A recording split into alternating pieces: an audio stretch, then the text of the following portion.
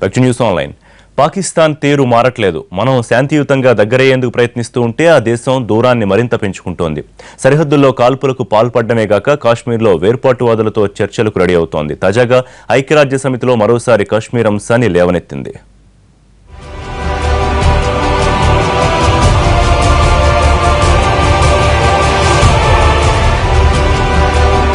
ఓ చిన్న దేశం ఈ అఖండ భారతావరిని ఇబ్బంది పెడుతోంది.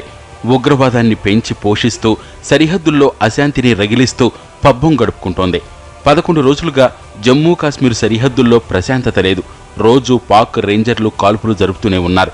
వాటిని మన సైన్యం తిప్పికొడుతున్న క్రమంలో బలగాలకు ప్రాణ నష్టం జరుగుతోంది. సరిహద్దు గ్రామాల జనం కూడా బెంబేలెత్తిపోతున్నారు. తాజాగా శ్రీనగర్లోని పూంచ్ జిల్లా హమీర్పూర్, మెంతార్ సెక్టార్లలో పాక్ మూకలు కాల్పులు జరిపాయి. ఈ దుశ్చర్యను భారత బలగాలు తిప్పికొట్టాయి.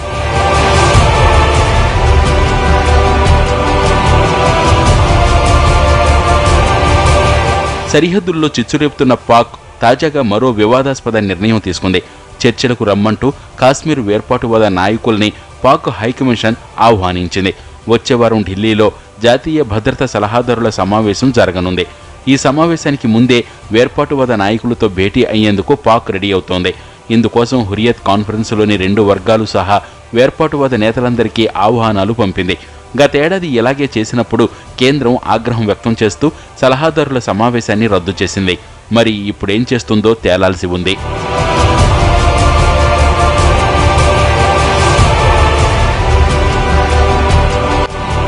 ఇక 60 ఏళ్లుగా ఐక్యరాజ్య సమితిలో నలుగుతున్న జమ్మూ కాశ్మీర్ అంశాన్ని మరోసారి లేవనెత్తింది పాక్. భద్రతా మండలిలో ఈ అంశంపై ప్రసంగించిన పాక్ ప్రతినిధి ఐరాస జోక్యం చేసుకోవాలని కోరారు. ఇటీవల సరిహద్దుల్లో వరుస కాల్పుల అంశంపై ఐరాస ప్రధాన కార్యదర్శి బాన్ కీ మూన్ విచారం వ్యక్తం చేశారు. దాన్ని అదునుగా చేసుకుని పాక్ ఈ అంశాన్ని ప్రస్తావించింది. వక్రబుద్ధితో వ్యవహరిస్తున్న పాక్కు కేంద్రం గట్టి సమాధానం ఇవ్వాలన్న డిమాండ్లు వినిపిస్తున్నాయి.